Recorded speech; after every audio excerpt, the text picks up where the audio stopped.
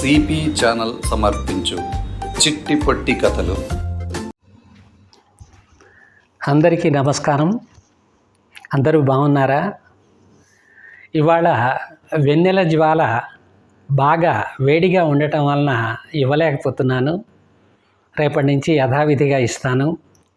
ఇవాళ మీకోసం 2 తమాషా అయిన విషయాలు చెప్దామని అనుకుంటున్నాను. జపాన్లో చాలామంది వృద్ధులు వాళ్ళకి పెన్షన్ సరిగ్గా ఇవ్వడం లేదని చెప్పి ప్రభుత్వాన్ని ఒక తమాషా నిరసనతోటి బెదిరించారు. ఏంట తమాషా నిరసన అంటే, మేమందరం 60 ఏళ్ళు 70 ఏళ్ల వాళ్ళం కాబట్టి మేమందరం 20 ఏళ్ళు 25 ఏళ్ళ అమ్మాయిల్ని పెళ్లి చేసుకుంటాము. మేము ఎట్లాగో 5-10 ఏళ్లలో చచ్చిపోతాం కాబట్టి మీరు జీవితాంతం మా వితంతు భార్యలకి మీరు పెన్షన్ ఇవ్వాల్సి ఉంటుంది. అది గుర్తుపెట్టుకోండి. ఇదంతా తలకాయ నొప్పి ఎందుకు అనుకుంటే మాకు పెన్షన్ పెంచండి, లేకపోతే మీరు వాళ్ళకి 75 ఏళ్ళు ఇవ్వాల్సి వస్తుంది పెన్షన్ అని చెప్పి బెదిరించారు. దాంతో జపాన్ ప్రభుత్వం ఏం చేసింది అనేది ఆలోచిద్దాం. ఇంకా ఏం నిర్ణయం తీసుకున్నట్లేదు.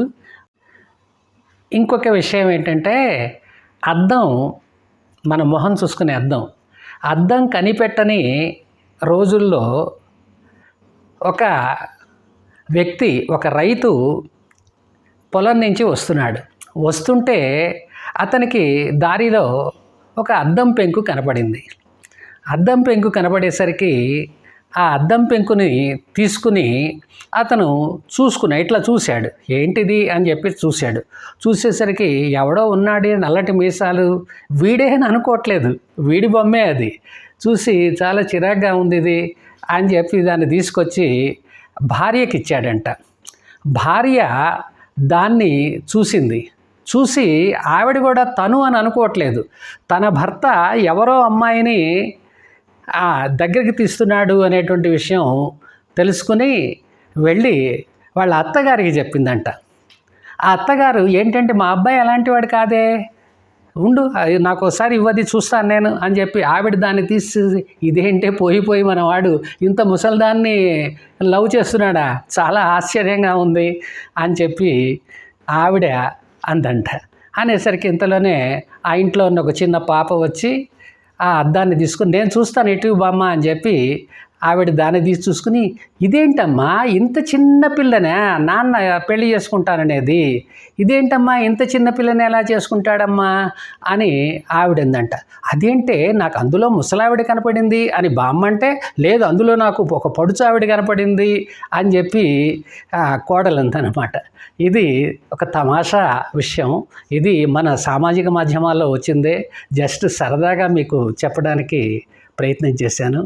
అందరికీ శుభరాత్రి. రేపటి నుంచి వెన్నెల జ్వాల మళ్ళీ యథావిధిగా వస్తుంది. నమస్కారం.